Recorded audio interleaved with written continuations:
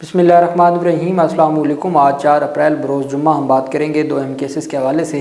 फ़ाइज़ ईसा का आपके इल्म में है कि फ़ाइज़ ईसा लंदन गए, वहाँ पाकिस्तान तहरीक इंसाफ के कारकुनान ने एहतजाज किया, जिसको पाकिस्तानी मीडिया ने हमला कहा कि पाकिस्तान तहरीक इंसाफ के कारकुनान ने फ़ाइज़ ईसा पर हमला कर दिया। अब वहाँ पहले बरतानवी अदालत का फ़ैसला आया। बरतानवी अदालत ने पाकिस्तान तहरीक इंसाफ के तमाम कारकुनान के ख़िलाफ़ मुकदमा खारिज किया और अब जो पासपोर्ट और शनाख्ती कार्ड पाकिस्तानी हुकूमत की जानिब से बुला किए गए थे वो भी बहाल कर दिए गए हैं। ये है इनकी कुल इज़्ज़त अफजाई जो इनकी हुकूमती इत्तेहाद की भी और ईसा फ़ाइज़ वग़ैरह की हुई है बाहर की दुनिया में। उसकी तफसीलात मैं आपके साथ शेयर करूँगा। अली अमीन गंडापुर की जानिब से जो आज गुफ्तगू की गई है वो अहम है, उसके ऊपर भी हम बात करेंगे। और अपोजिशन पाकिस्तान तहरीक इंसाफ अपोजिशन ने असम्बली में एक रिक्वेजिशन जमा करवाई है, उसके ऊपर भी हम बात करेंगे। सबसे पहले हम शुरू करते हैं आज गंडापुर की गुफ्तगू के हवाले से। चूँकि गंडापुर की जो गुफ्तगू है वो एक पॉलिसी स्टेटमेंट थी पाकिस्तान तहरीक इंसाफ के सरबराह इमरान खान से मुलाकात के बाद जो मौजूदा सूरत हाल थी और अफ़गानिस्तान का जो अहम मामला है और फिर अफ़गान जो गैर कानूनी मुकीम हैं या जिनके पास कानूनी तौर पर मुकीम थे उनको चूँकि भेजा जा रहा है अफ़गानिस्तान में, उससे मुतल्लिक आज पॉलिसी स्टेटमेंट दी गई है पाकिस्तान तहरीक इंसाफ की हुकूमत की जानिब से। वज़ीर आला ने कहा और वज़ीर आला खैबर पख्तूनख्वा अली अमीन गंडापुर ने प्रेस कॉन्फ्रेंस की KP हाउस इस्लामाबाद में और कहते हैं कि मुल्क में जारी दहशतगर्दी का वाहिद हल मुज़ाकरात हैं। उन्होंने कहा जब हमारी हुकूमत थी उस वक्त दहशतगर्दी नहीं थी, जब हमारी हुकूमत ख़त्म की गई उसके बाद हमारे ख़िलाफ़ कार्रवाइयाँ शुरू की गईं और ये लोग हमारे ख़िलाफ़ कार्रवाइयों में मसरूफ़ रहे और असल काम पर इनकी तवज्जो नहीं रही। वज़ीर आला ने कहा कि मैं कह रहा हूँ TORs बनाएं ताकि अफ़गानिस्तान के साथ मुज़ाकरात किए जा सकें, इसके बगैर कोई हल नहीं है। उनका कहना था कैपेसिटी की कमी है और इसकी ज़िम्मेदारी वफाकी हुकूमत है, हर चीज़ में सियासत ना की जाए। अफसोस है वफाकी हुकूमत और वज़रा हमारे इलाके में वाक़यात पर सियासत कर रहे हैं। उन्होंने कहा कि वफाकी हुकूमत के ज़ेर इंतज़ाम इदारों ने एक्शन किया जब से हमारी हुकूमत आई है। CTD और दीगर इदारों को 30 अरब रुपए दिए गए। सूबाई हुकूमत का एक्शन प्लान जारी है। गंडापुर ने कहा कि अवाम अपने फोर्सेस के साथ खड़े हैं। वफाकी हुकूमत के बयानात ख़तरनाक हैं। अफ़गानिस्तान में जब तक अमन नहीं होगा इस पूरे ख़ित्ते में अमन नहीं आ सकता। उन्होंने कहा कि हमारी गलत पॉलिसियों की वजह से लोगों ने हथियार उठाया है। एतमाद का रिश्ता बनाना पड़ेगा। जब तक अफ़गानिस्तान और बॉर्डर एरियाज़ में अमन नहीं होता हालात ठीक नहीं होगा। उनका कहना था कि खैबर पख्तूनख्वा में हम ज़बरदस्ती लोगों को अफ़गानिस्तान नहीं भिजवाएंगे। ये पॉलिसी स्टेटमेंट है कि अफ़गानिस्तान के जो अफ़गान मुकीम हैं पाकिस्तान में खैबर पख्तूनख्वा सूबा में उनको हम ज़बरदस्ती नहीं भिजवाएंगे। ये PTI KP सूबा वज़ीर आला ने कहा सूबे की पुलिस और सूबे की इंतज़ामिया को किसी को भी ज़बरदस्ती नहीं निकालेगी। हम कैंप लगाएंगे, जो रज़ाकाराना तौर पर जाना चाहे उनको भिजवाएंगे। उन्होंने कहा कि NFC ना देना करोड़ों आबादी के साथ ज़्यादती है। मेरे साथ अप्रैल में NFC बुलाने का वादा किया गया था। अप्रैल का मतलब है अप्रैल, आइनी हक़ के लिए मैं निकलूँगा। उनका कहना था कि मैं पूरे सूबे पुलिस और सरकारी मुलाजमीन को लेकर निकलूँगा, चूँकि सबकी तनख्वाहों का दारो मदार NFC इजलास पर है। हमें 75 अरब रुपए नहीं दिया जा रहा, ये बिजली के डेट के अलावा है। हम पाकिस्तान का हिस्सा हैं, हमें हमारा आइनी हक़ दिया जाए। वज़ीर आला ने कहा कि कुरम में मसला हुआ उसको सूबाई हुकूमत माली मदद दे रही है। पारा चनार का मसला 103 साल पुराना, इस इलाके में बंकर्स ख़त्म करवा दिए हैं। उन्होंने कहा असिस्टेंट कमिश्नर वहाँ ज़ख्मी हुआ, उस पूरे रोड पर 1 अरब रुपए के फ़ंड से पकड़स लगा रही हैं। मेरा हेलीकॉप्टर वहाँ पर चिंगची की तरह चल रहा है, हालांकि मेरे साथ जहाज़ देने का वादा किया गया था। उनका कहना है कि दहशतगर्दी पाकिस्तान में इसलिए है कि ये इस्लामी मुल्क है जहाँ से ग़ज़वा हिंद होनी है। वो यही ख़ित्ता है। अमेरिका और पाकिस्तान के दरमियान मुआहदा हुआ जिसमें लिखा है कि इस ख़ित्ते में मादनियात हैं और इसके बाद यहाँ दहशतगर्दी के वाक़यात हुए। अली अमीन गंडापुर ने कहा कि इमरान खान से मेरी मुलाकात 2 महीने बाद क्यों हुई। इमरान खान डील नहीं करेगा, वो किसी डील के लिए जेल में नहीं है। मुज़ाकरात पाकिस्तान के लिए होंगे, अगर कोई रास्ता निकलता है तो मुज़ाकरात होने चाहिए। उन्होंने कहा कि सबसे ज़्यादा परेशानी अमन व अमान और दहशतगर्दी का है।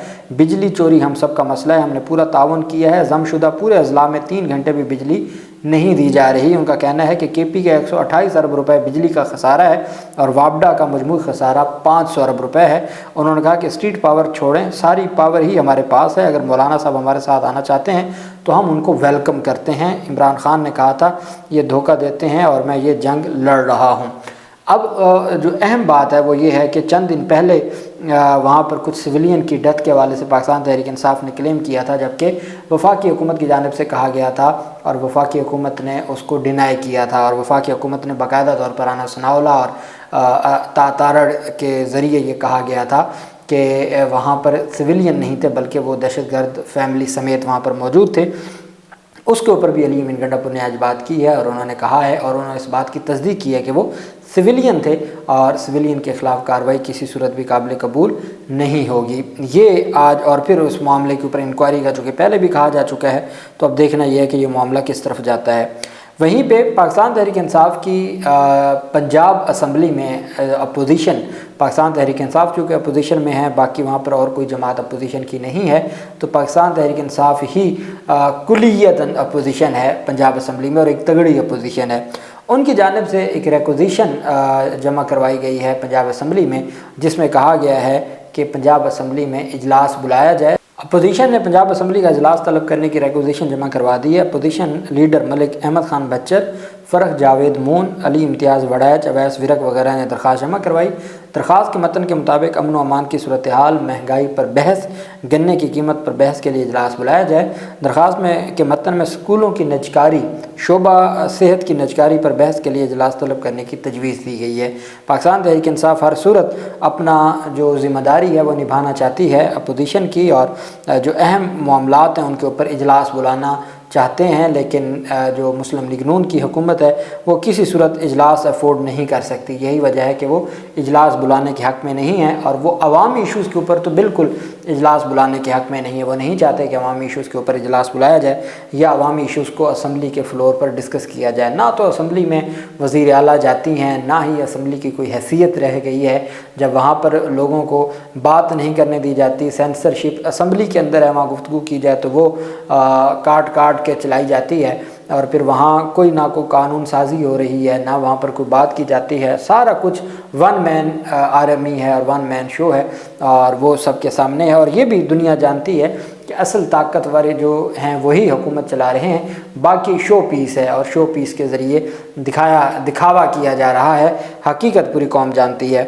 سابق چیف جسٹس عیسیٰ فائز، ان کی کار پر لنڈن میں آپ جانتے ہیں کہ جب 13 جنوری کا فیصلہ دیا، پھر اس کے بعد پاکستان تحریک انصاف کے ریویو خارج کر کے گئے، اور انہوں نے ہی وہ ریویو سنا جس میں آرٹیکل 63A کی جو ججمنٹ ہے اس کو ریویو کیا گیا، اور پھر اس کو ریویو کرنے کے بعد لوٹا کریسی کا راستہ کھولا گیا۔ پھر 26ویں ترمیم ہوئی۔ 26ویں ترمیم میں سب سے بڑا جو کردار ہے ملک کی تباہی میں اور ملک کو اس نہج پر لانے میں، مینڈیٹ چوری میں، اور بہت ساری چیزیں، اس میں بہت بڑا کردار ہے۔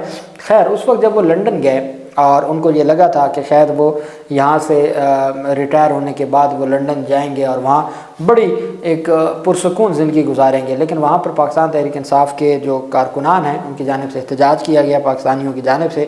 اس پر پھر حکومت کی جانب سے کہا گیا کہ جی ہماری ایمبیسی وہاں پر مقدمہ درج کروائے گی، جیسے یہاں پہ کچھ معاملہ ہو تو سیدھا دہشت گردی کا مقدمہ، تو وہاں بھی ان کو لگتا تھا کہ دہشت گردی کا مقدمہ ہو جائے گا، یہ ہو جائے گا، وہ ہو جائے گا۔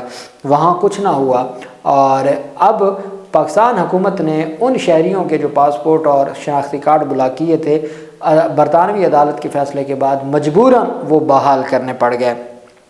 دورہ لندن کے دوران عیسیٰ فیض کی گاڑی پر حملہ کرنے والے پاکستانیوں کے جو شناختی کارڈ اور پاسپورٹ ہیں ان کو بحال کر دیا گیا ہے۔ گزشتہ برس نومبر میں فائز عیسیٰ کے دورہ لندن کے دوران ان کی کار پر حملہ آور ہونے کے جرم میں حکومت پاکستان نے 23 پاکستانی نژاد افراد کے شناختی کارڈز اور پاسپورٹ منسوخ کیے تھے۔ اس سے پہلے برطانوی عدالت بھی عیسیٰ فائز کی کار پر حملے کے الزام سے تمام ملزمان کو بری کر چکی ہے، مقدمہ خارج کر چکی ہے۔ فائز عیسیٰ کی کار پر حملے کے الزام میں چند ایسے افراد کے پاسپورٹ اور شناختی کارڈ بھی منسوخ کیے گئے تھے جو اس وقت وہاں موجود نہیں تھے۔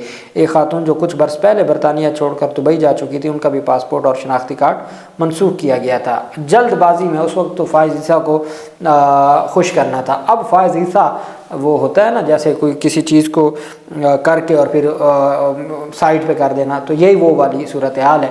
اب ضرورت نہیں رہی، تو اب جو اوورسیز پاکستانی ہیں ان کے شناختی کارڈ اور پاسپورٹ بھی، پہلے برطانوی عدالت نے ان کے خلاف مقدمہ درج کیا کہ یہ کوئی جرم ہی نہیں ہے، احتجاج کیا ہے نا، احتجاج کیا ہے، نعرے بازی کی ہے، یہ کوئی جرم نہیں ہے، یہ جمہوری معاشروں میں ہوتا ہے جب تک کوئی ہاتھا پائی یا اس طرح کا معاملہ نہ ہو۔